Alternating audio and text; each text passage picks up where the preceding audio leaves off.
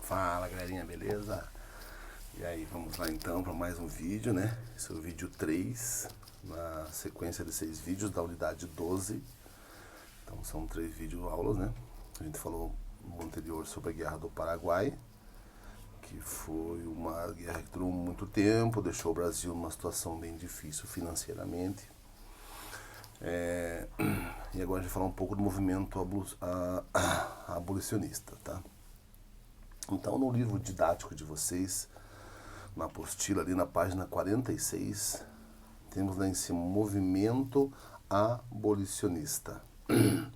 Então ali, ó, a Guerra do Paraguai teve importante papel na crise do sistema imperial brasileiro. Após passarem 6 anos combatendo ao lado de oficiais de países há muito republicanos, no caso argentino e uruguaio, os militares brasileiros defenderam a adoção desse sistema também no Brasil. Além da instalação da República, uma parte considerável dos oficiais das Forças Armadas defendeu ainda a abolição da escravatura, posição que encontrou apoio em vários outros grupos da sociedade. Esse sistema republicano que já tinha na Argentina e no Uruguai, como eles já estavam batalhando juntos, acabaram conhecendo e gostando um pouco desse sistema, né? E já defendiam no Brasil também esse sistema republicano. E a liberdade dos escravos também, o fim da escravatura. Por quê? Porque muitos dos soldados brasileiros eram escravos. Então a convivência, também eu tinha uma parte desse exército brasileiro que defendia essa liberdade, até porque eles foram todos, lutaram, né, lado a lado nessa Guerra do Paraguai. Bom, então ali formam-se em todo o país inúmeros clubes abolicionistas que promoviam manifestações contrárias à escravidão. Eles buscavam arrecadar dinheiro para alforrias, indenizações pagas aos proprietários em troca da liberdade dos escravos. Então são vários clubes, associações, movimentos que eram criados nessa época em busca da liberdade desses escravos, movimentos abolicionistas, né? Então a ideia era arrecadar dinheiro, fazer manifestações, tudo que conseguisse ou dar liberdade a alguns deles, ou a todos, né, do modo geral, mas como eles sabiam que esse movimento era um movimento difícil, então eles não paravam, né, acabavam sempre fazendo vários movimentos, até que um dia alguém, né, olhasse e visse realmente que isso já não era uma coisa ultrapassada, né, onde você tem um escravo, e o Brasil é um dos últimos países com esse sistema ainda. Então, na verdade, ultrapassado no sentido de mundo naquele período, né? Isso nunca foi uma coisa certa de se ver, né? Aos olhos da humanidade, aos olhos do modo geral, né? A escravidão é uma coisa perversa, horrível, né? Que nunca deveria ter acontecido. Bom, é importante salientar no quarto parágrafo, no quinto, que a chegada dos imigrantes fez com que muitos proprietários de terras e comerciantes optassem pela mão de obra livre. Isso porque ela poderia ser obtida em troca de um salário, sem todo o custo que envolvia a aquisição e a manutenção da mão de obra escrava. Bom, isso também é uma coisa assim, bem... tem 2 pesos, 2 medidas aí, porque você falar que a aquisição de um escravo, a manutenção, também é errado, porque eles iam fazer a mesma coisa com os imigrantes, né? Eles iam tentar dar um golpe neles, porque para ficar isso quase de graça, não deixava de ser um sistema de escravidão também, onde você trabalha e não vê o dinheiro. Então muitos fazendeiros faziam o sistema também, com esses imigrantes italianos, né, que vieram fazer a lavoura do café. Então, assim,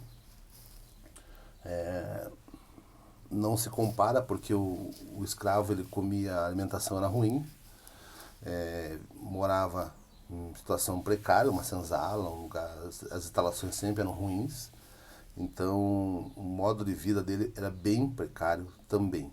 Tá? Então esse custo é muito relativo. Tá? Talvez um ou outro senhor de escravos poderia ter um custo maior porque dava uma condição maior para os seus escravos, mas era muito raro. Bom, ali em 1845, o parlamento britânico aprovou uma lei proposta pelo deputado George Aberdeen, pela qual os ingleses poderiam prender embarcações que estivessem traficando escravizados. Os tripulantes desses navios poderiam ser julgados pelos tribunais ingleses por crime de pirataria. Essa lei, que ficou conhecida como Bill, a lei, né, Bill Aberdeen, foi uma resposta à tarifa Alves Branco aprovada pelo governo brasileiro em 1844. Esta elevava as taxas alfandegárias no Brasil, prejudicando os comerciantes e os industriais ingleses. Claro que nada é de graça, né? E nada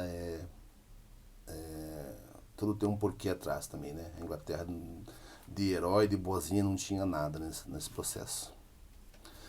Além do mais, desde 1810 o governo brasileiro havia se comprometido com os ingleses em acabar com o tráfico negreiro. Esse compromisso foi renovado em 1827 e em 1831.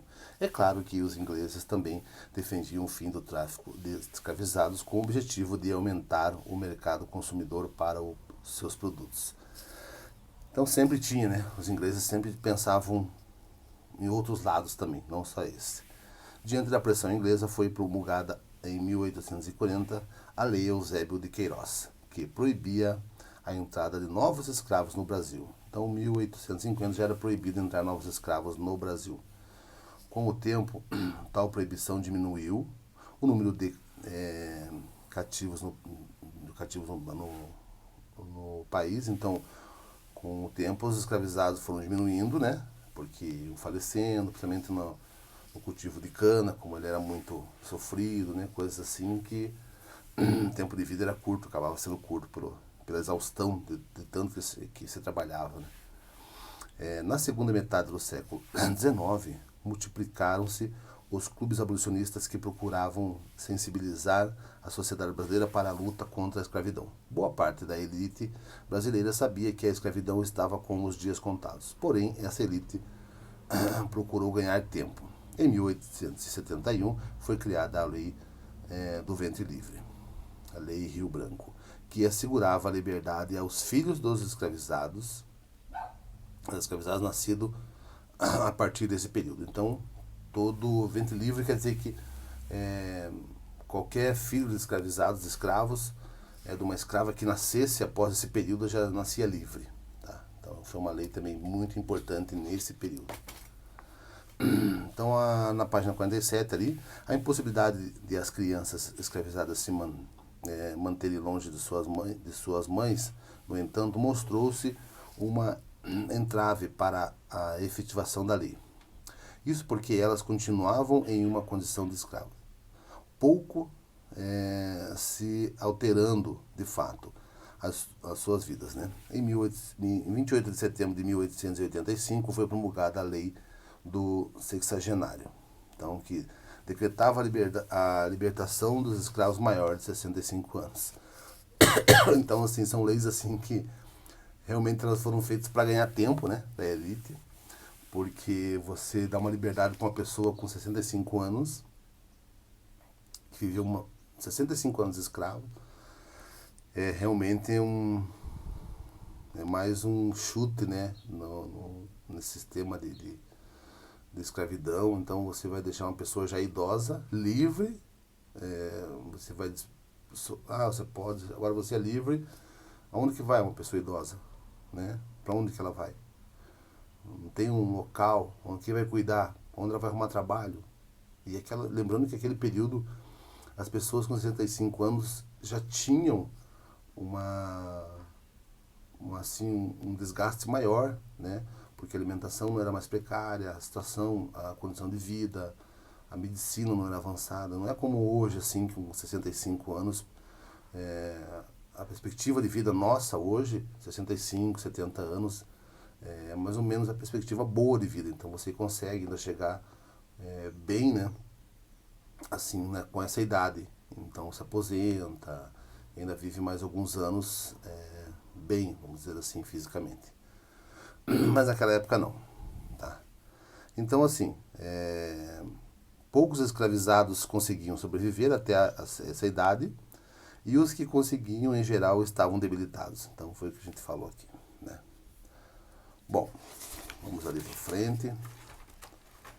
Vamos ali direto. Bom, diante da pressão de diversos clubes que lutavam pelo fim do trabalho escravo, em 1887, os militares enviaram à princesa Isabel, filha de Dom Pedro II, uma petição, nela solicitando que não lhes fosse dada mais a incumbência de perseguir e capturar escravizados foragidos. Então, os militares não queriam mais fazer essas perseguições, né? Porque isso já era uma coisa que já estava à beira de acabar e eles não queriam mais, achavam que não tinha sentido também.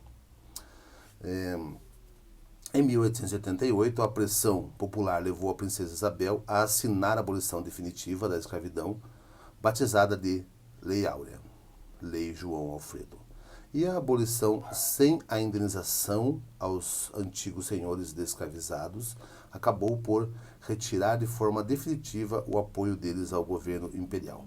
É importante salientar que a abolição, apesar de ser gradual, não trouxe para os escravizados libertados nenhuma melhoria de vida. Em muitos casos, a situação piorou, pois eles não mais tinham um local para viver, emprego ou salário. Emprego não era, né, gente? Também esse texto aqui, o auxílio do governo. A abolição foi promovida sem que os governantes, ou ao menos os movimentos abolicionistas, criassem programas de assistência aos libertos. Então essa é uma definição também bem complexa, porque geralmente a princesa Isabel também, como eu sempre falo, não é a heroína da história, até porque ela fez isso sob pressão, e isso já era uma tendência mundial, né? Como a gente já falou sobre isso também. Então ela acabou só assinando essa pressão externa que estava tendo e interna também.